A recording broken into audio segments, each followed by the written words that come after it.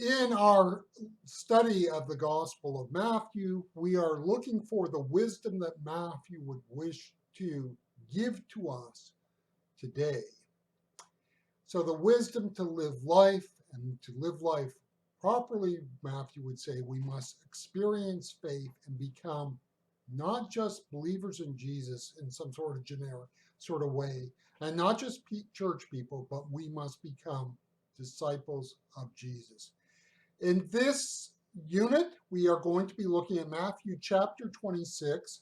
I'm going to be looking at in the American Standard Translation. I'm going to look at verse 39 and then drop down on verse 42. The next reading, I will cover the two verses in between. Matthew chapter 26 and verse 39. And he went forward a little, and he fell on his face and prayed, saying, My Father, if it be possible, let this cup pass away from me. Nevertheless, not as I will, but as thou wilt.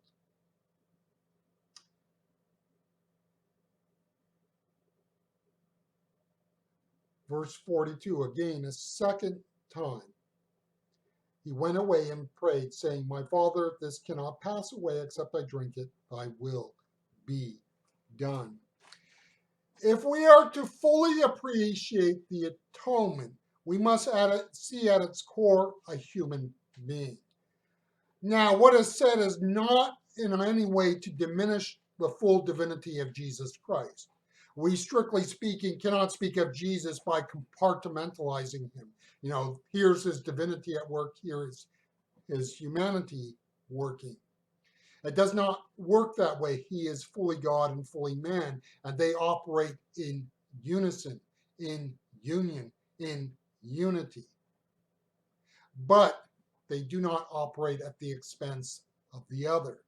So when we speak of him as in the Garden of Gethsemane, struggling within his humanity, we are not saying at that moment his divinity left him. Here we can think of the ancient heresy called Doceticism, which set forth the idea that when Jesus came to the cross, the divinity left him and was just the human Jesus that died, because God cannot really die. No, there is the full humanity and full divinity that is here.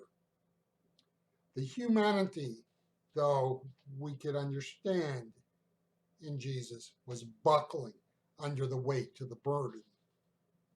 The life of faith is not always about doing what feels good and what I like. Jesus models here for us an example of what it means to embrace the will of God. In particular, the idea that there are times when the call of faith is a call to suffer for that faith. Now, we have to understand that the word suffer does not mean, in New Testament speaking, I suffer because I have an ingrown toenail or I have a bad case of hemorrhoids. That type of thing trivializes what the scripture is talking about. Suffering in the New Testament is the cost and price for having a faith and living out that faith in a world that is hostile to that faith. So to suffer for the faith is to endure certain afflictions because you have made a decision, conscious and real and actual, to put your trust and hope in Jesus Christ and live it in the world that he has placed you. And in Jesus' case, at this time and place, it was in the garden. And it was there that he was enduring what he had to endure. Now, suffering is a dirty word in our modern culture. We go out of our way to avoid suffering. It is not all surprising that in the church we have little patience for the proclamation of the idea that one of the ways we can serve Jesus is by suffering. So let me explain what I'm saying here. The general mood of our culture is the avoidance of suffering. The advent of modern medicine and the marvels within it have alleviated much suffering. Our advances in food production and in clean water and a lot of other things have created an ability for us to minimize what it means to live life in this world. We don't feel the ravages of, a Texas summer because we have air conditioning now. We don't endure the ravages of living in the northern plains in the middle of January because we have modern heating systems. And many in various ways, what we were used to in terms of the sufferings are no longer there. That's kind of the general principle. And then when we come into the church and into the life of faith, we're talking about the suffering that comes in particular from faith. Well, if you're not used to suffering in the more general sense, and the church talks about suffering for the faith, that's countercultural. You can only eliminate suffering in faith if you eliminate the reality of evil. You see, in our modern world, it is hard to make sense of what Jesus endured in the Garden of Gethsemane, for we do not have a sense of what real evil is. And the time that I wrote this passage, the big issue was global warming. Now, as I record this to YouTube, the real big issue is COVID-19. I'm in the middle of a quarantine, and so that's kind of why I committed to doing these videos. It became my quarantine project for COVID-19. I got a lot of time to use up, and this kind of is a giant sponge, as it were, to use up this time that I have available. And you see, evil can become those sort of things out there, global warming, COVID-19.